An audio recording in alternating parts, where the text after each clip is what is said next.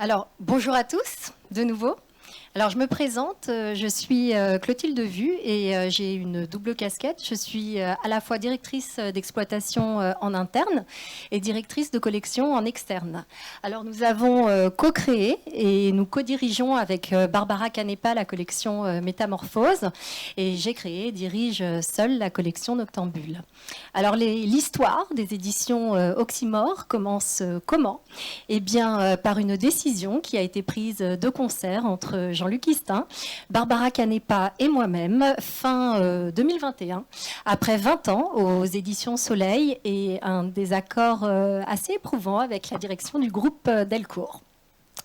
Et à ce moment-là, notre route a recroisé celle d'un super revenant qui n'est autre que Mourad Boudjelal, malheureusement pas présent aujourd'hui, mais qui vous présente ses salutations.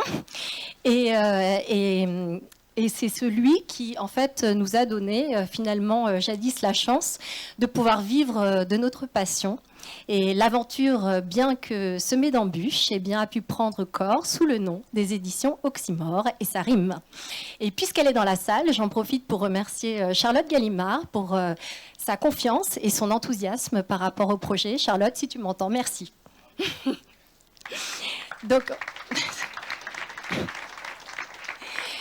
alors, en quelques mots, pourquoi ce nom ? Eh bien, parce que cette figure de style qui illustre cette idée de complémentarité dans la différence, eh bien, se retrouve à la fois dans cette association inattendue de Mourad et d'Antoine Gallimard, mais également dans la diversité éditoriale qui sera proposée dès 2024. Et aujourd'hui, on éprouve un immense plaisir et une certaine fierté à vous présenter le logo des éditions Oxymore. Alors ce logotype, c'est le fruit de la réflexion de 3 cerveaux, rien que ça. Celui de Barbara Canepa, d'Adeline Richer-Lartigue, qui est la chef de studio des éditions Oxymore, et de moi-même. Voilà. Alors, tu veux dire quelques mots sur le logo, toi, Barbara, ou tu me laisses ? Vous voyez, il y a un petit détail qui vous rappelle quelque chose, les rayons de l'ancien soleil. On l'a voulu faire un petit clin d'œil, un peu plus classe, peut-être un peu plus moderne. Mais on tenait beaucoup à les mettre surtout autour de la M de notre éditeur. Voilà. Alors, M comme Mourad et comme Madrigal. Et on espère que, de cette manière, on rayonnera un petit peu sur le monde de l'édition de la bande dessinée. Alors l'idée, c'était d'opter pour une typo qui soit à la fois littéraire, élégante et universelle, mais à laquelle on souhaitait apporter une petite touche de modernité. Et donc on a d'abord sélectionné une typo qui nous plaisait à toutes les 3. Et à partir de là, Adeline a réalisé un véritable travail d'orfèvre en travaillant chaque lettre au niveau des épaisseurs, ce qu'on appelle les sérifs, les empattements, c'est les petits détails que vous voyez en bout de jambes de lettres. Donc elle en a ôté par endroits, elle en a rajouté. Et du coup, on a ce parfait mélange qui illustre l'oxymore, donc cette complémentarité dans la différence, en mariant à la fois une identité littéraire classique à une forme de modernité. Voilà. Alors, je continue. Alors, vous le savez, l'une des clés les plus importantes du succès d'une maison d'édition repose sur les auteurs qu'elle publie. Et nous avons la chance qu'ils soient quasiment tous là. Et sans eux, sans leur confiance, leur soutien et leur talent, nous ne serions pas là devant vous aujourd'hui. Et ils ont été le moteur pour braver chaque épreuve pendant cette année et demie assez douloureuse. Et notre reconnaissance leur sera sincèrement éternelle. Ça, c'était l'instant émotion. Maintenant, on passe à la suite du programme. Et on commence avec un préambule. Qui est que, à l'occasion de la parution des premiers titres jeunesse, qui paraîtront donc en septembre, on propose une opération commerciale qui consiste à offrir une trousse customisée par les auteurs à l'achat de 2 des 3 nouveautés à paraître. Donc on a Les Royaumes muets, scénarisés par Séverine Gauthier et dessiné par Jérémy Almanza. Le Roi ensommeillé, scénarisé par Myriam Daman et dessiné par Clément Lefebvre. Et enfin, la suite de Sacha et Tom Cruise, scénarisé par Anaïs Allard et dessiné par le très talentueux Bastien Quignon. Et maintenant, ça ne rigole plus, parce qu'on va vous présenter un enjeu pour nous qui s'intitule « Au chant des grenouilles ». C'est une série concept jeunesse qui est donc créée par mon acolyte, Barbara Canepa, co-scénarisée avec donc Anaïs Allard, qui est la scénariste donc, de Sacha et Tom Cruise dont je viens de parler, et dont chaque tome sera dessiné par un auteur différent. Alors, l'univers graphique du premier tome est créé par le vraiment très talentueux Florent Sacré, qui n'est autre que l'ex-directeur artistique d'Ubisoft et qui est à l'origine des jeux vidéo aussi célèbres que King Kong, Les Lapins Crétins ou encore Rayman. Donc, c'est un projet dont le rythme de parution sera semestriel, donc assez régulier dans l'année, et qui a une portée triple. Elle est à la fois pédagogique, écologique et universelle. Et là, qui de mieux que la créatrice elle-même pour vous en parler un peu plus en détail. J'ai nommé donc Barbara. Et la première question est, tu es prête? Oui. Comment est née cette série concept jeunesse? Avec toujours mon parfait français. Ouais, vous entendez? Oui, j'imagine. Je tente un peu d'expliquer comment est né ce projet. Alors, effectivement, pour moi, peut-être l'âge, c'est un vrai retour à la source. Donc, en effet, j'ai eu la chance, quand j'étais petite, de vivre mon enfance dans un jardin grand. Donc, mes jeux, c'était effectivement, mes journées, c'était rythmées par les différents animaux que j'ai rencontrés, que j'ai joués, donc dans les arbres, papillons, abeilles, tous les animaux moches. Moi, j'adorais. Donc, effectivement, ma vie, c'était ça. Et j'avais la chance aussi d'avoir deux grands-parents, qui, outre les filles qui m'expliquaient les secrets de ces animaux-là, ils m'expliquaient aussi les secrets de quel qu'était mon jardin. Donc, comme les plantes qu'il y avait, les arbres, les radis, les fleurs, etc. Donc, en effet, dernièrement, ils se sont rendus compte que ces savoirs, ils s'y sont perdus, dans le sens que c'était des savoirs dits à l'oral, et aujourd'hui, en effet, avec la comment dire, oui, on a effectivement, dans les prosas, on a vraiment un problème parce qu'on est totalement plongé dans le virtuel et on n'a plus ce contact vraiment vrai, des fois, avec la nature et le réel. En effet, on n'est plus dans les prosas, on ne connaît pas les nuits. À l'époque, je me noyais beaucoup aussi. Et on se coupe toujours. On est toujours occupé. On est toujours, effectivement, online, sur le web, etc. Et faisant comme ça, on parle de la curiosité vers les choses. Et c'est vrai, hein, je le vois même avec les enfants plus petites, mais surtout la découverte directe. Et donc, j'avais envie vraiment d'émerveiller les enfants et en faisant les redécouvrir la nature, même dans un petit microcosme comme peut être un petit jardin ou leur terrasse. Peu importe, on ne peut pas aller dans la forêt pour découvrir la nature et leurs secrets. Et c'est pour ça qu'à un moment, je me suis dit, je veux créer un univers animalier pour expliquer tout ça aux enfants. Ils devaient s'amuser et en quelque manière apprendre des choses. Et donc, j'ai créé un univers avec 12 familles d'animaux.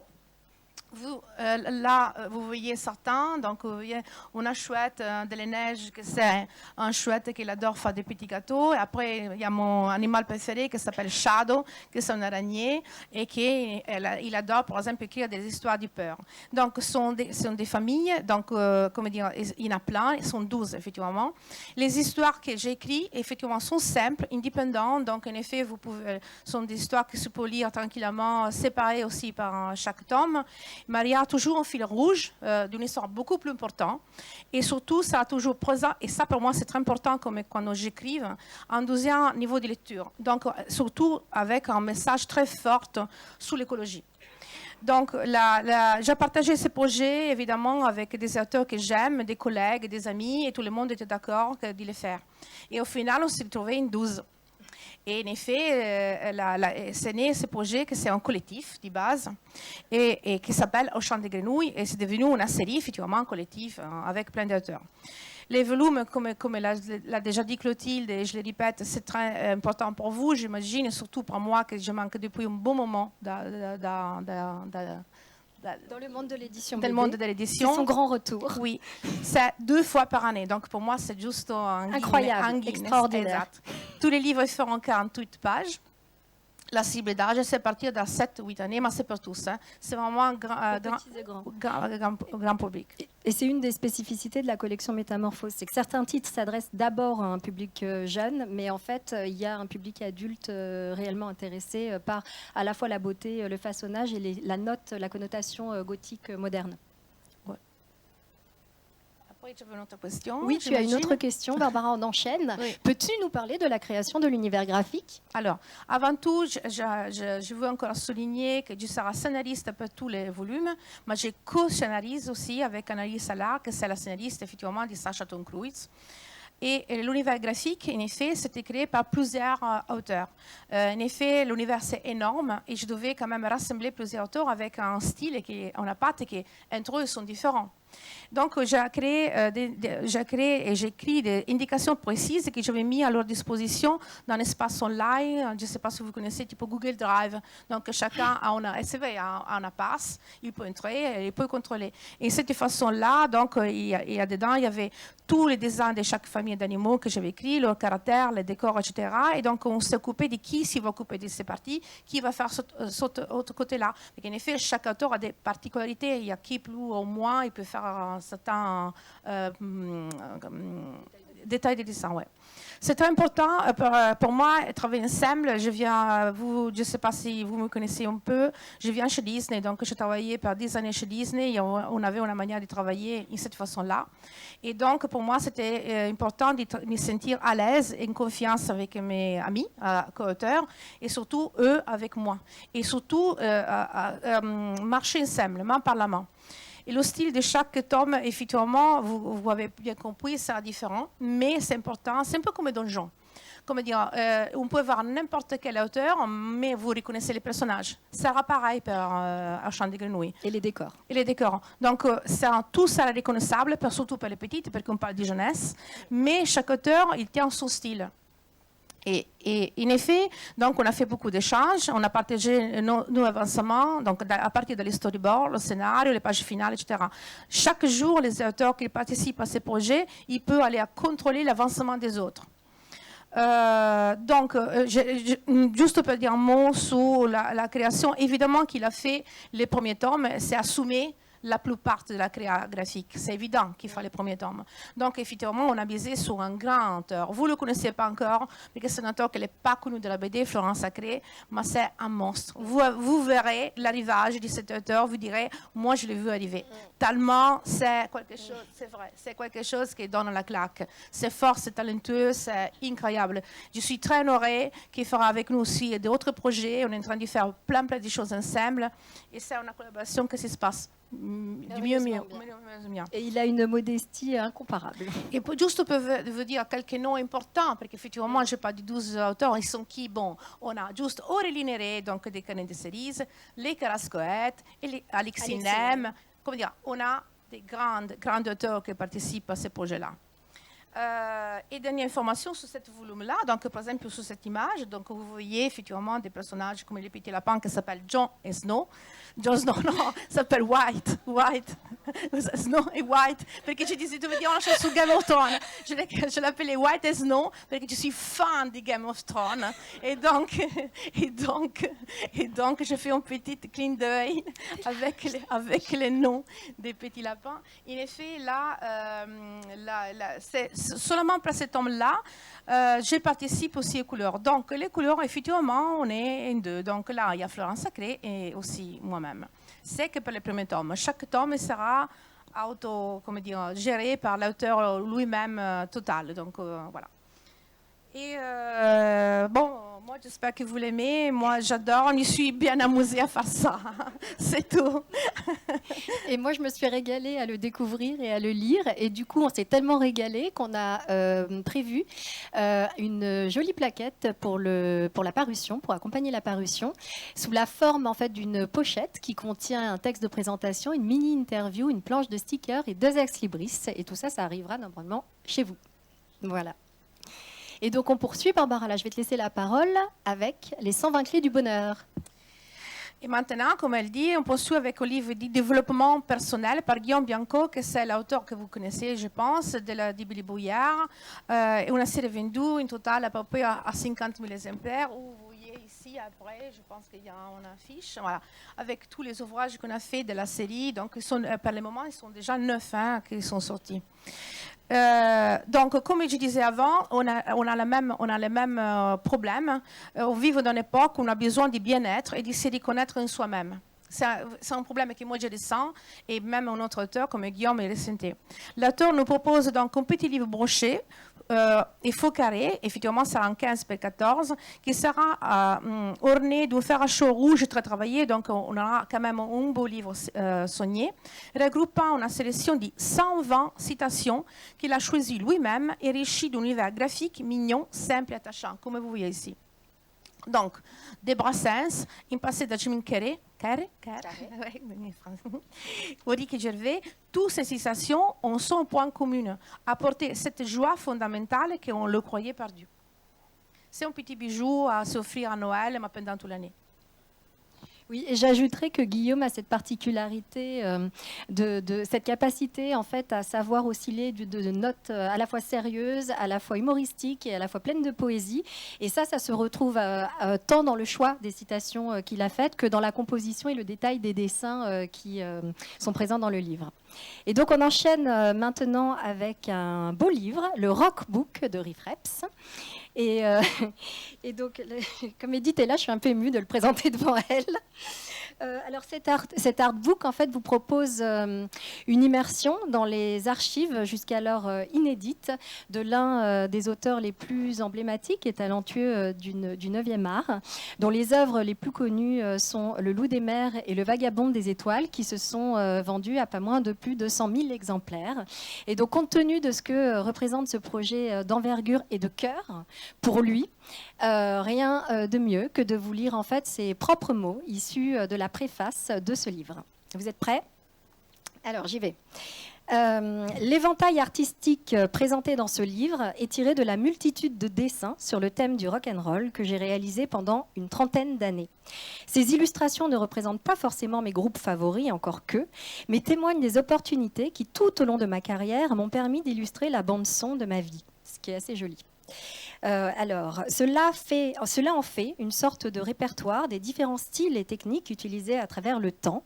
Et j'ai eu le plaisir d'inviter quelques personnalités avec qui je partage le goût de la contre-culture à écrire un texte, parmi lesquels, roulement de tambour, Antoine Decaune, Jim Dixon, Pierre Mikhailov, Iggy Pop ou encore Stéphane Saunier. Alors, parmi les points forts de cet ouvrage, on peut donc noter que le rock'n'roll reste une thématique absolument intemporelle et que le façonnage de cet ouvrage au format vinyle sera à la fois singulier et soigné puisque la garde arrière contiendra une pochette dans laquelle il y aura une affiche, des stickers et des ex-libris, évidemment sur la thématique du rock'n'roll. Très années 80. Années 80. Années 80. Pour tous les aficionados du rock, les amateurs de beau graphisme et de beau livre tout court. Et donc, comme Edith est là, je vais revenir juste une page avant. Merci Adeline. Voilà, parce que tu vas peut-être nous dire dans quel contexte ces illustrations-là, qui sont en fait celles de Porte, je crois, ont été réalisées. Ces 4 images font partie d'un ensemble, je crois qu'il y en a plus d'une vingtaine.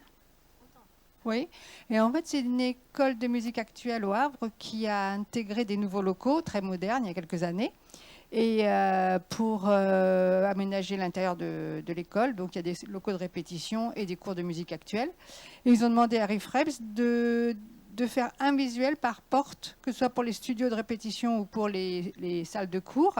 Et en fait, toute cette école, toutes les portes ont une illustration différente réalisée par Riff. Sur les thèmes musicaux plutôt actuels, mais disons sur tous les courants qui peuvent se croiser dans cet univers-là. Et voilà, donc c'était un énorme travail et c'est juste magnifique parce qu'en fait, on se promène dans cette école, on n'a que, tout le temps sous les yeux les dessins de Riff Reps. Alors, on enchaîne avec un autre gros enjeu pour nous, qui est le premier titre, apparaître aux éditions Oxymore. Et donc après Histoire de fantômes du Japon et Esprit et créatures du Japon, Benjamin Lacombe s'associe à Sébastien Pérez, qui va prendre ma place, pour nous proposer et nous conter de fabuleuses histoires de femmes samouraïs. Et donc, je rappelle que les 2 volumes cumulés ont fait près de 80 000 exemplaires de vente. Et donc, Barbara, du coup, je te laisse le soin d'interviewer nos auteurs. Les 2 premiers Ah, avec ton micro, Désolée. Les 2 premiers opus ont été écrits par Fabio Ern, celui qui était par tes soins avec la contribution de Sébastien Perez. Pour quelle raison? Alors, bon, la raison, bon, Lafcadio n'était pas disponible parce qu'il est mort. Donc, en fait, ce qui s'est passé, un sacré avantage. C'est ça.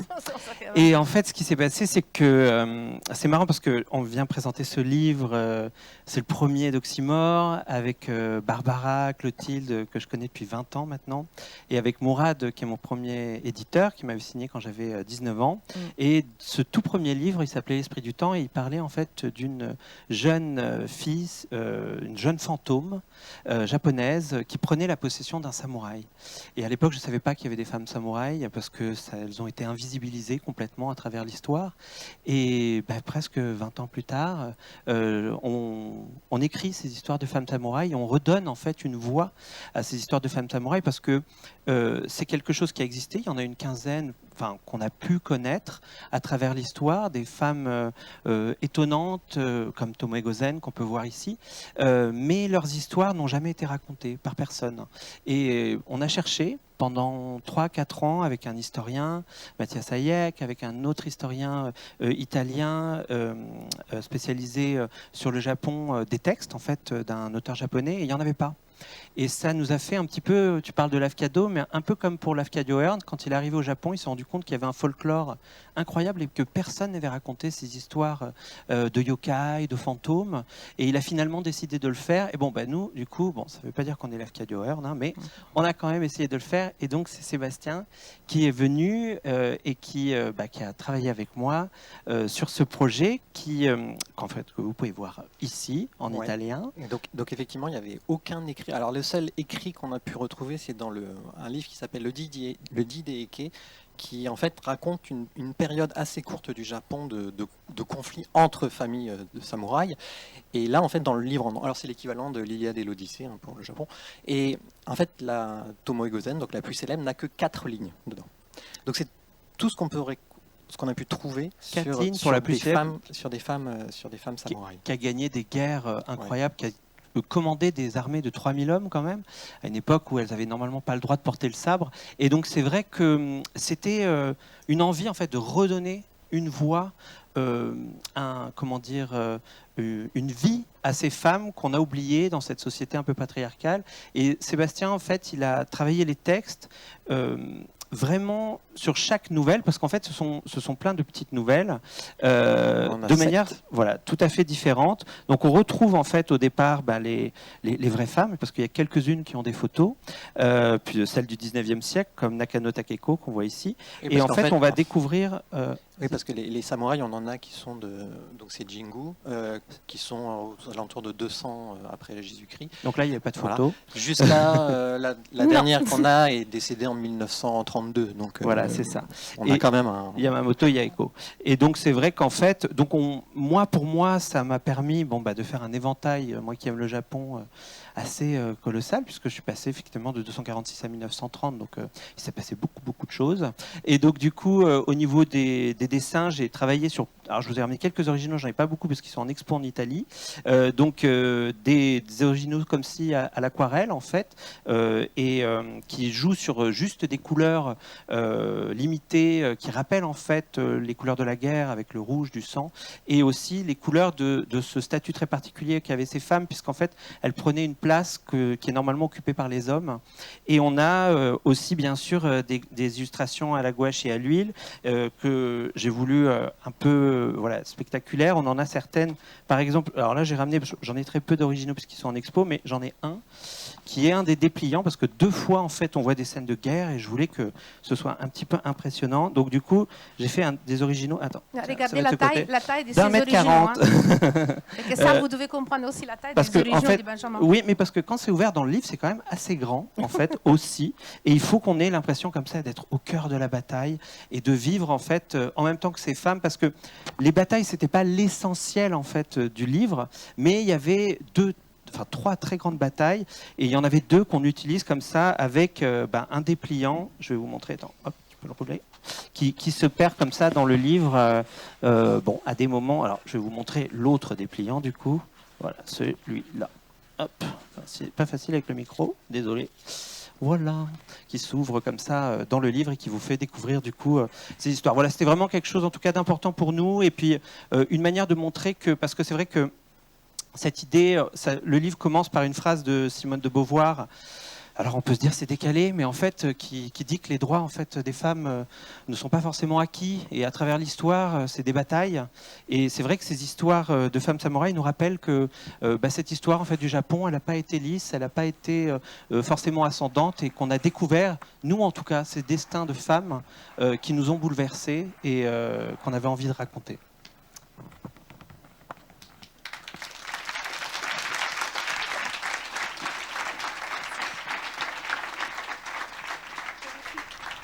Et là encore, pour accompagner donc, la sortie de cet enjeu, pour nous, on a réalisé une plaquette qui est en fait une pochette avec au recto l'illustration de couverture qu'on a souhaité sans maquette pour lui laisser une mise à l'honneur complète. Et à l'intérieur, donc au recto, du coup, on l'utilise pour présenter l'ouvrage ainsi que les auteurs. Et à l'intérieur, il y aura 3 grands beaux stickers. Donc c'est un cadeau, en fait. À la japonaise. Alors, on enchaîne avec le portrait de Dorian Gray, Barbara. Alors, voici notre grand enjeu aussi, autre, les derniers que vous avez vus, c'est les portraits de Dorian Gray, écrits évidemment par Oscar Wilde, illustrés de nouveau par Benjamin Lagombe. Il met ici en lumière des thèmes tels que l'art, la jeunesse ou encore la morale. Il s'intéresse à une figure masculine, incarnation de la beauté, qui sème la mort et la désolation. Une perle littéraire qui invite à réfléchir sur le sens donné à la vie. Donc, première question. Peux-tu nous expliquer ce qui a motivé ton choix d'illustrer ce roman d'Oscar Wilde? Alors, je précise juste avant que tu commences qu'on nous a alerté sur le timing. Ouais. Ok, je fais ce que je peux. Hein. Mais quand même, j'ai essayé d'être concis pour celle d'avant, hein, parce que j'avais beaucoup plus de choses à dire. Donc, le portrait de Dorian Gray, c'est un roman que j'ai toujours voulu illustrer. Là aussi, c'est un roman qui a vécu une histoire rocambolesque, puisqu'en fait, il avait été écrit pour un magazine. En fait, lors d'une soirée avec le directeur du magazine, il y a Oscar Wilde et Conan Doyle qui se retrouvent et il leur fait promettre d'écrire leur chef-d'œuvre. Et donc, Conan Doyle va écrire Sherlock Holmes et Oscar Wilde va écrire le portrait de Dorian Gray, donc une soirée plutôt productive. Et c'est vrai qu'il a été censuré avant même sa première publication, ce livre, parce que c'est la première trace dans la littérature où on parle d'un personnage qui aimait et qui a des désirs homosexuels, et c'est quelque chose qui a été réprimé, dont l'auteur en fait a subi les foudres, et c'est un livre qui détient en lui encore une forme à la fois de modernité incroyable, parce qu'il parle de la vanité, il parle de ce besoin et de ce que l'image projette de chacun. À notre époque des réseaux sociaux, de l'Instagram, des gens qui mettent des filtres, je trouve que ça résonne de manière incroyable, et aussi sur cette idée de la liberté, de l'hédonisme, de cette envie d'être et de pouvoir devenir la personne qu'on a envie. Et c'est vrai que cette édition, j'ai voulu revenir aux sources. Donc le texte, en fait, va être le texte avant toute censure, le manuscrit original, mais également, et ça fera sa particularité, puisqu'en fait, il n'avait pas été publié, le manuscrit original, jusqu'à 2014. Mais là, en fait, on va aussi ajouter les 5 chapitres qui ont... Enfin, cette présentation comme ça d'œuvres complètes, non censurées, n'a jamais été proposée. Et à l'intérieur, on va avoir aussi des préfaces qui vont expliquer ce contexte très particulier par Xavier Giudicelli. Normalement, on est en discussion avec Merlin Holland, le petit-fils d'Oscar Wilde, qui devrait faire une postface. Et en fait, c'est aussi un livre qui parle de la création.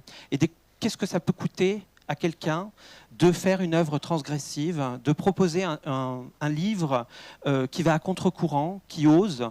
Et Oscar Wilde en a payé un prix très très fort, parce qu'il a fini en prison, il a été détruit. Et donc, de sa prison, il va écrire un poème merveilleux qui s'appelait De Profundis, dont on va remettre des parties aussi. Et donc, ce livre, il parle aussi de lui et de cette dimension presque prémonitoire que peut avoir une œuvre, parce que le jeune homme que j'ai dessiné, qui est là, en fait, je me suis fortement fortement inspiré d'un jeune homme qui avait lu Dorian Gray et qui l'a lu 9 fois et qui a séduit Oscar Wilde, qui s'appelle Lord Alfred Douglas, et qui était la représentation parfaite, c'est Oscar Wilde lui-même qui le dira, de Dorian Gray, comme si sa création apparaissait, et cette création qui va le détruire, parce que c'est de cette histoire d'amour qu'il va finir en prison et qui va du coup écrire ce poème un petit peu voilà, macabre. Et pour les images, donc vous les voyez, enfin je pense que ça se voit, ce sont des images. Ça, c'est la taille originale. Voilà, et en fait, c'est des images qui sont beaucoup plus adultes,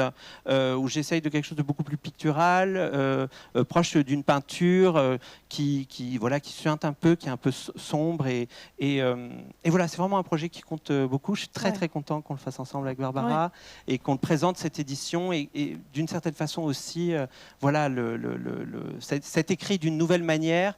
Et avec l'image, parce qu'il y a plein de choses au niveau de la fabrication, en fait, on va littéralement découvrir le portrait qui se délite devant nous avec un système de calque qui va faire apparaître le monstrueux dans le portrait. Ouais. Toujours en nous, les livres avec une forme particulière. Voilà, un peu format comme celui-ci, avec une fabrication qui sera très très soignée. Dans celui-là, il y avait un Pantone métallisé aussi, je ne vous l'ai pas dit, pour que ça rappelle un peu les sabres. Et là, on aura des spécificités techniques là-dessus. Alors oui, du coup, Benjamin...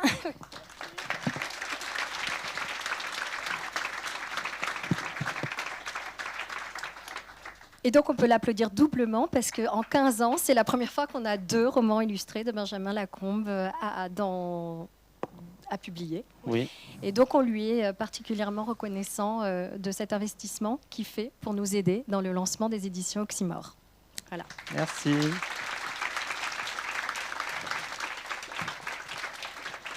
Et en fait, j'ai menti parce qu'il n'y en a pas que 2, il y en a 3. Parce que maintenant, je vais présenter un Leporello. Alors, dans la collection Noctambule, il y a plusieurs axes éditoriaux, parmi lesquels les livres accordéons, les Leporello. Et en fait, l'idée de cet axe éditorial est née d'une envie de réussir à se démarquer sur vos étals, autrement que par la maquette de couverture ou par la thématique de l'ouvrage. Et donc, ce façonnage singulier japonisant permet du coup de lire l'histoire d'un côté puis de l'autre, en boucle ou en opposition. Et donc, Benjamin Lacombe, Barbara Canepa, donc auteur à succès. Ça me fait bizarre de dire ça parce que les connaissants... Bon, bref. Marco Mazzoni, figure majeure de l'art contemporain italien, ont décidé de célébrer pour vous le cycle de la vie et de la mort à travers une vision fantasmagorique de la nature.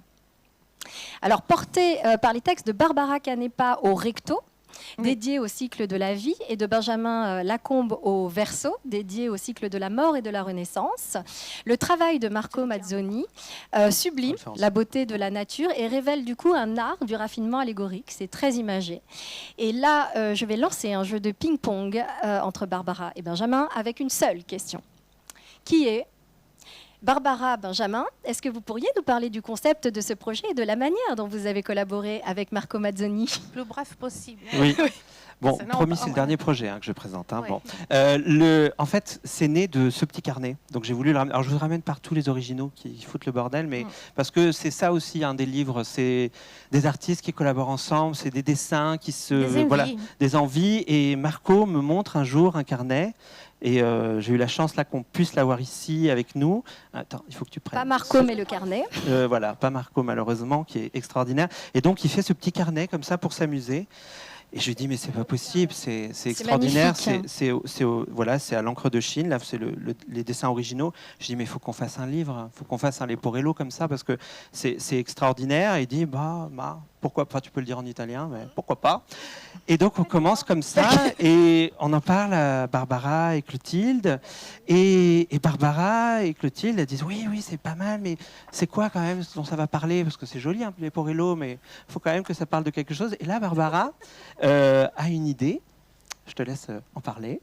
Mais in effet, in tous les dessins que fait Marco, la métamorphose, peu absurde, même le nom de la collection, elle est présente. Oui. Et la thématique, et donc le sujet de la mort, la vie, c'est quelque chose qui nous hante à tous, moi, Benjamin et Marco aussi, je pense à tout le monde.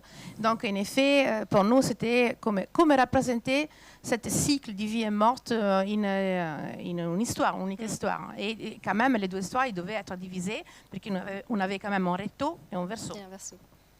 Et là, c'est né, on raconte l'histoire la plus simple du monde. C'est quoi la vie? Par exemple, avec un petit grenouille qui est né. C'est quoi la vie et la mort? Tout simple, en fait. C'est quoi la vie et la mort? C'est la vie et la mort, quoi. Donc, on l'a représenté pendant la vie des petits animaux. Donc, là, vous voyez les versos. En effet, il y a une partie qui est très colorée. Adeline, si tu peux... voilà. Il y a une partie très colorée, c'est la partie Inno que vous voyez. Bon, là, malheureusement, c'est tout plié, donc vous ne voyez pas vraiment. Mais en effet, au début, donc, vers votre gauche, on a la naissance des petites tétas qui se transforment, deviennent des grenouilles. Après, c'est reproduit. Après, évidemment, ils font un saut dans la vie, au sens que tout seul, à un moment, dans les blancs, ils s'y jettent, parce que de toute façon, il va mourir.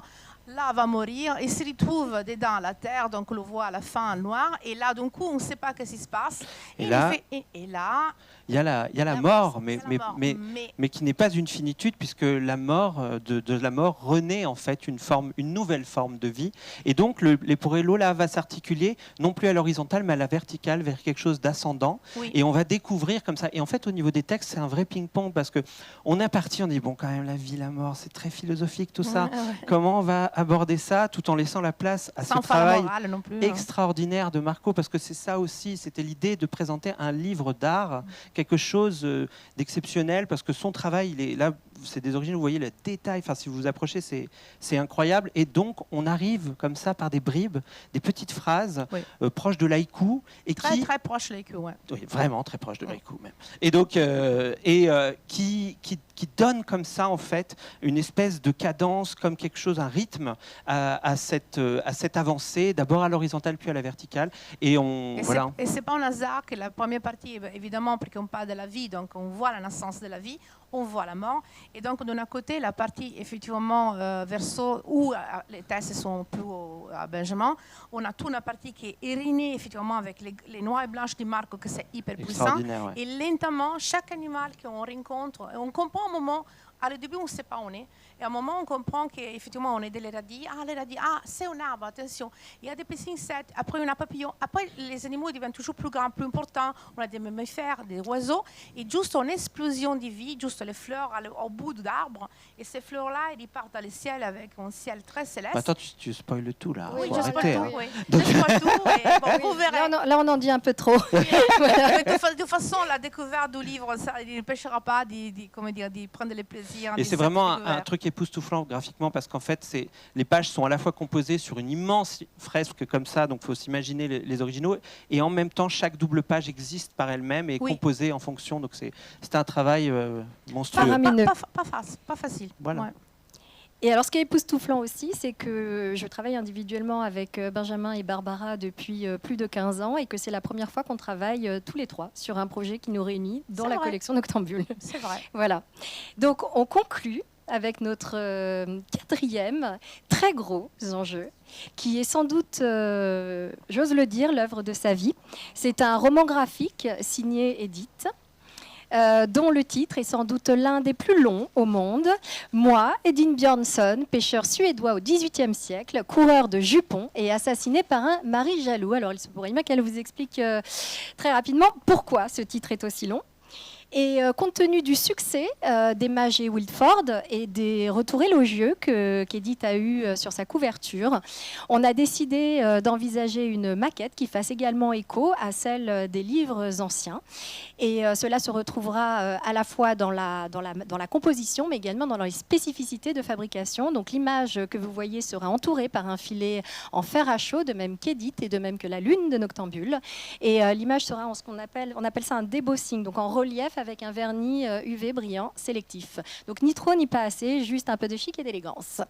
Et donc Edith, ma première question va te surprendre. Ce titre étant sans doute l'un des plus longs au monde, pourrais-tu nous en expliquer la raison ? Alors bonjour, oui, alors il marche le micro là ? Alors, le titre, oui, est tout à fait justifié parce qu'en fait, cette histoire est arrivée, comment dire, c'était pas, voilà, c'était un petit événement. J'étais chez une magnétiseuse pour des problèmes de santé et au bout de 2 séances, cette magnétiseuse me propose de me faire connaître ma vie antérieure. Alors, je précise que les vies antérieures, je ne sais pas. J'y crois pas. Je suis ouverte à tout, mais j'ai pas, voilà, le sujet ne m'avait jamais spécialement intéressée. Et donc, dans l'ordre, avec son pendule et puis des graphismes, planisphères, etc., dans l'ordre, elle m'a annoncé que j'avais vécu au XVIIIe siècle, que j'étais un homme, un pêcheur, en Suède, que j'aimais les femmes. Et là, elle a eu un petit cri quand même. Elle a fait « Ah !» Et là, je me suis dit « Bon, ok, ça va pas être cool la vie antérieure. » Et elle me dit « Vous êtes mort de mort violente, assassiné. » Et là, elle a relevé la tête, elle m'a regardé d'un air hyper concentré. Elle m'a dit « Sans doute par un mari jaloux. » Donc, moi, ça m'a vraiment fait sourire. Et quand j'ai raconté cette histoire à mes amis, ça faisait sourire tout le monde, parce que c'était assez drôle. Sauf qu'une amie m'a dit « Mais pourquoi tu n'écris pas une histoire à partir de ça ?» Je dis « Mais j'ai jamais écrit de scénario. » Et là, j'ai une phrase un peu longue, quoi. Elle m'a dit « Non, mais bon, parce qu'elle y croit peut-être plus que moi. » Elle dit « Non, non, mais c'est ta vie antérieure. Essaye d'écrire l'histoire. Puis si ça marche pas, tu continues pas. » Je dis « Oui, effectivement. » Et en fait, il s'avère que je pense que j'avais des idées en tête depuis longtemps pour un scénario, mais que j'ai pu, du coup, je pense, rechercher, parce que l'histoire finalement a été assez, on va dire, pas facile, mais j'ai trouvé ça euphorisant. Et l'histoire est venue quand même, c'était pas si difficile. De manière fluide. Oui, c'était fluide, ouais. Voilà. Donc c'est d'où le titre qui est en fait Et le concept qui est absolument génial. On continue avec la deuxième question. Alors, et si cette vie antérieure avait été vraiment la tienne? Car il me semble me souvenir que pendant que tu réalisais le livre, tu m'avais confié parfois d'étonnantes corrélations entre ce que tu avais vécu, même étant enfant, et la réalité de certains faits qui se passaient dans l'actualité. Alors oui, là c'est pareil, je ne veux pas partir dans des... Mais c'est vrai qu'il y a eu quand même des choses troublantes. Après, je me dis, pour me rassurer, pour me dire que quand même, ça reste assez rationnel, je pense qu'en écrivant l'histoire, il y a une acuité qui fait que le moindre souvenir ou événement, on va chercher à voir s'il y a moyen de peut-être s'en servir pour insérer dans l'histoire. Mais par exemple, celui qui m'a le plus frappé, c'est j'étais en train d'écrire l'histoire et puis mon héros, je me disais on va quand même lui faire quitter son village de Suède parce que sinon on va un petit peu s'embêter sur une centaine de pages dans un petit village de pêcheurs. Et mais voilà, je réfléchissais à la façon de le faire bouger et je me suis retrouvée dans une salle d'attente de dentiste, je crois. Et je vois le journal local, le Paris-Normandie, donc la presse locale, qui était sur la table, et qui était plié de manière à ce que ça présentait un article sur Étretat. Donc Étretat est à 20 km de chez moi. Et là, je vois une gravure avec un bateau du 18e, enfin je pense que c'est à peu près du 18e siècle, qui est pris dans les vagues. Et donc je regarde comme ça en attendant, et je lis l'article, et en fait... je m'aperçois que l'article relate un événement qui s'est passé au XVIIIe siècle, un navire suédois, donc deuxième moitié du XVIIIe, c'est-à-dire l'époque dans laquelle je situais déjà le début de l'histoire. Et ce navire a fait naufrage devant Étretat, dans une grande tempête. Tout l'équipage est mort noyé, sauf un jeune pêcheur suédois qui a été emmené par la marée sur un rocher en surplomb et qui a été sauvé par les habitants d'Étretat. Et là, je me suis dit, c'est incroyable, c'est mon personnage, on est en train de me raconter la suite de mon histoire. Et du coup, j'ai dit, absolument, allons-y. Donc, j'ai écrit le scénario de manière à le faire prendre la mer avec un équipage norvégien et faire naufrage devant Étretat. Et du coup, voilà, c'était étonnant qu'au moment où je cherchais la suite, finalement, je l'ai trouvé de manière totalement fortuite. Et je me dis, voilà, il y a des coïncidences, il y a les hasards, et il y a le fait aussi que peut-être que j'étais aussi à la recherche d'éléments supplémentaires. Mais bon, en fait, j'ai pas envie d'expliquer plus que ça. C'est comme ça. Voilà. Et donc donc là vous l'avez compris. Donc c'est un titre dont le concept, donc l'idée de départ est vraiment novatrice. Pour l'instant, je ne crois pas avoir entendu un album être né de cette manière. C'est vraiment un petit bijou. La fin, tu l'as pas dit. Oui, alors évidemment. Même si le titre, effectivement, annonce la fin. Annonce la fin. Mais évidemment, la fin n'est pas une évidence et n'est pas celle tout à fait qui est indiquée dans le titre. Ça aurait été trop facile et surtout pas un peu décevant, je pense, pour les lecteurs. Donc, évidemment, j'ai trouvé une façon de switcher, on va dire, pour à la fois être fidèle au titre, mais ne pas être dans l'évidence de l'énoncé du titre. Et quand je l'ai découvert, j'ai dit c'est génial. Voilà. Et donc pour accompagner là encore la parution du livre, mais plus que la parution du livre, puisqu'en fait c'est aussi un plus produit qui sera à l'intérieur du livre, on offre au lecteur en fait sa propre roue de la destinée. Donc ce que vous voyez au centre, c'est comme un petit rivet qui permettra donc de faire tourner soi-même son pendule de manière à écrire sa propre vie antérieure, mais on s'en servira aussi au verso pour pouvoir présenter l'ouvrage et faire une petite interview d'Édith afin qu'elle puisse autant emballer le lecteur qu'elle vous a emballé aujourd'hui. Voilà. Merci beaucoup. Et donc... Oh, merde. J'ai juste une dernière phrase, et là on sera dans un timing parfait. Donc on terminera par une citation qui est en fait une proposition qu'on souhaite vous adresser. Alors, prêt ?